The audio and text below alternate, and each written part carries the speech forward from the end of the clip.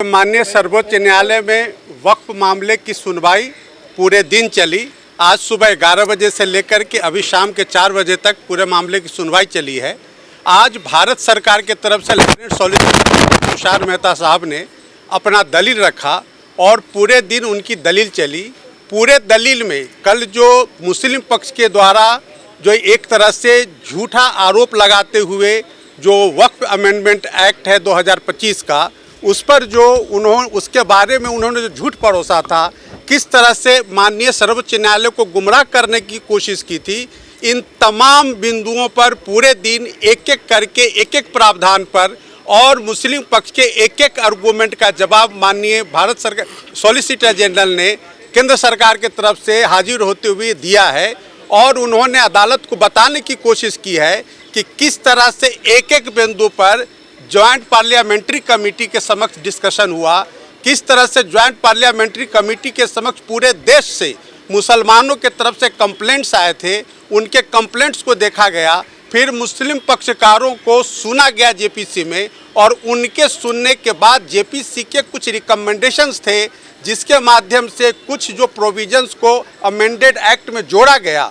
इन तमाम बिंदुओं को उन्होंने हाईलाइट किया, जबकि कल कपिल सिब्बल साहब ने बहस करते हुए ये कहा कि 3C और 3D को न तो ये जेपीसी के समक्ष मुद्दा था, न तो ये पार्लियामेंट के समक्ष मुद्दा था। उनका कहने का लबो-लबाब था कि एक्ट पास होने के बाद जोड़ा गया।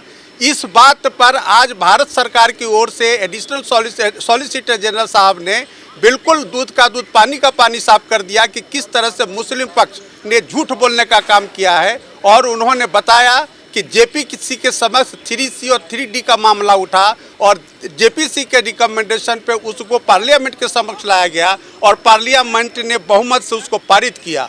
तो इस तरह से एक एक करके मुस्लिम पक्ष के जो जितने झूठा दोषारोपण थे सरकार के ऊपर या उस जो अमेंडेड एक्ट है उसके ऊपर, उसको उन्होंने तार तार करने का काम किया। देखिए, ऐसा है कि आज जो भारत सरकार के तरफ से एडिशनल सॉलिसिटर जनरल साहब ने जो मुस्लिम पक्ष के जितने भी तर्क दिए गए थे, जितने भी उनके बहस के मुद्दे थे, उस पर एक एक करके इन्होंने जवाब देने का काम किया। और पूरे दिन उन्होंने यह साबित कर दिया आज कि किस तरह से मुस्लिम पक्ष ने आधारहीन तथ्यों के आधार पर ये मुकदमा दायर किया है और यह मुकदमा न तो पोषणीय है, न चलने योग्य है और किसी भी तरह का अंतरिम आदेश इसमें नहीं देना चाहिए।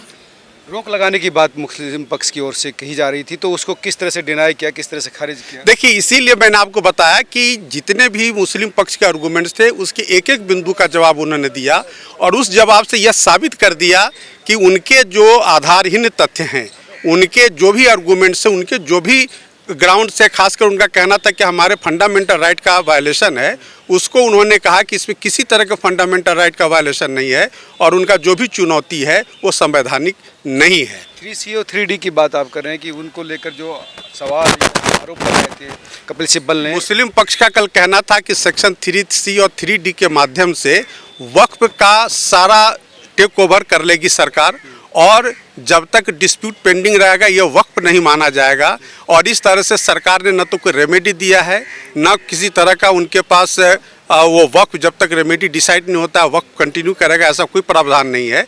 इसको आज सॉलिसिटर जनरल साहब ने यह बताने की कोशिश की और समझाने की कोशिश की माननीय न्यायालय को कि उनका यह जो कथन है बिल्कुल गलत है और कानून से परे है। कैसे, मतलब जो उनका ये कहना था भाई अगर विवाद हो जाएगा तो उसको फिर वो डीएम के थ्रू या सरकार के थ्रू उसको सरकार अपने पक्ष रखेगी जब तक फाइनल ना हो। देखिए, आज जो सॉलिसिटर जनरल साहब ने बिल्कुल बताया कि अगर कलेक्टर या उसके ऊपर के अधिकारी ये डिसाइड कर देते हैं कि वक्फ प्रॉपर्टी नहीं है तो जो एग्रीड पार्टी है वह ट्राइब्यूनल में जा सकता है, ट्राइब्यूनल के बाद वह हाईकोर्ट जा सकता है। ये बात उन्होंने समझाने की कोशिश की जो कि उसके अंदर प्रावधान है। तो आपका ये कहना था एडिशनल सॉलिसिटर जनरल ने कहा कि मुस्लिम पक्ष ने कपिल सिब्बल ने झूठ बोला, गलत तथ्य रखे। बिल्कुल, आपको याद होगा कि शुरू में आज माननीय मुख्य न्यायाधीश ने जब अपनी दलील दे रहे थे तो उन्होंने इसी कंटेक्स्ट में कहा कि उन्होंने जिस तरह से कल पेंट किया उस पर आपका क्या कहना है, तो उन्होंने कहा कि बिल्कुल ये गलत है, वो पेंटिंग ही गलत था और वो बिल्कुल किसी तथ्य से परे है, किसी कानूनी आधार से परे है, यह साबित किया। यानी जो आरोप लगा रहा था कि मुस्लिम प्रॉपर्टी पर सरकार हड़पना चाहती है गलत तरीके से, जो वक्फ इस समय है लेकिन रजिस्टर्ड प्रॉपर्टी नहीं है, उस पर सरकार की निगाह। सॉलिसिटर जनरल साहब ने यह बिल्कुल साबित कर दिया कि जो भी उनका एलिगेशन वो गलत है। न तो वह वक्फ एक्ट 1995 के आधार पर वो खड़ा उतरता है, न संशोधित कानून के आधार पर वो खड़ा उतरता है। कल भी बहस जारी रहेगी। बिल्कुल कल बहस जारी रहेगी इस क्या पर। उम्मीद करते हैं आप? अब देखिए कल का क्या होता है, उसका नजरिया होता है कल बताओ। ये थे वरुण सिन्हा जी, जो सुप्रीम कोर्ट के सीनियर एडवोकेट। उनका कहना था कि कल फिर बहस जारी रहेगी, लेकिन आज जो है कोर्ट में जो मुस्लिम पक्ष है या कपिल सिब्बल की दलीलें दी गई थी उनकी धज्जियां उड़ा दी। आप तमाम लोग क्या सोचते हैं जरूर बताएं। नमस्कार।